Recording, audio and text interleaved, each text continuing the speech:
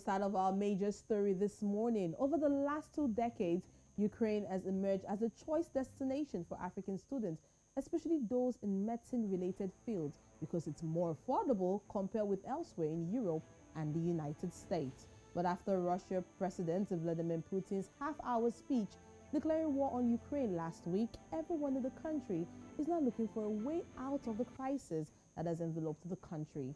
The United States, Canada, Germany, Australia, and other countries have evacuated members of their diplomatic staff and their families. And even after the invasion, no African country has announced concrete plans for the evacuation of its citizens. Nigeria, which is the African country with the highest number of citizens studying in Ukraine, alongside Morocco, as well as Egypt, have only urged them to ensure their personal safety. According to the president of the Nigerian Students' Union in Lviv, Angela Zera Phillips, the Nigerian embassy in Ukraine has not responded to their calls, and in that they were referred to the website, which was last updated on January 26, 2022. Meanwhile, Nigeria's House of Representatives had tweeted that it would shoulder the immediate evacuation of Nigerian students from Ukraine, and that the chair of its Foreign Affairs Committee would fly into Ukraine on Friday, but did not outline the details of its plan. Also, Nigeria's Foreign Affairs Minister Geoffrey Onyeama, in an exclusive chat with Nigeria Television Authority, spoke on the plans made by the government to evacuate the citizens. We're not going to take any chances, and we've agreed that they should ask all the Nigerians to stay at in their residence, and what we plan to do is that once the airports are open, the embassy will assist those who are ready and willing to leave the country. There are 5 airports, and so we're now planning on how to get those who want to leave to the airports nearest to where they're staying, and then helping and assisting for them to evacuate, to leave the country. The advice that we were getting was that we should not panic. The Nigerians in Ukraine should not panic. The embassy was in touch with them, telling them to take reasonable precautions, and which has been ongoing for a while. Now, the question, of course, was whether the Russians would invade. And the Russian government itself, of course, was saying that they would not invade. The Americans and the UK, of course, were saying that an invasion was imminent.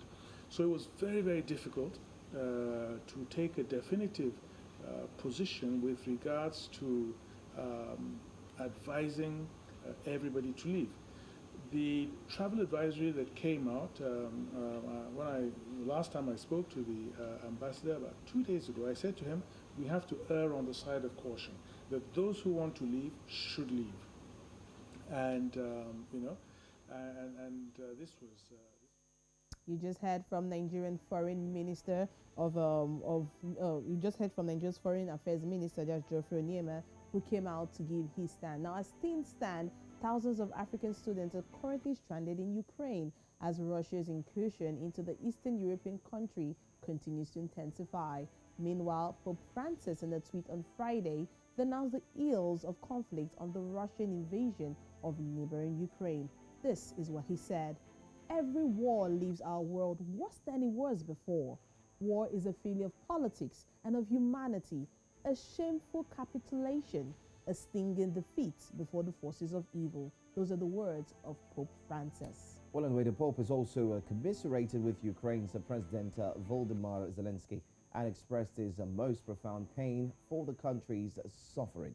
So that's one of the things that definitely the president is currently going through: the suffering, the pains, the agitations, the worries, and not knowing where to go to next.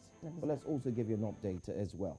Also an update. Meanwhile, the United Nations Security Council will today hold a rare emergency session of the General Assembly to discuss Russia's attack on Ukraine. The meeting will give all 193 members of the global body the opportunity to express their views on the invasion. Russia, however, votes against the resolution, but under UN regulations, it does not have veto power to derail the referral of the war to the General Assembly. Прошу тех, кто против, поднять руку. Прошу воздержавшихся поднять руку.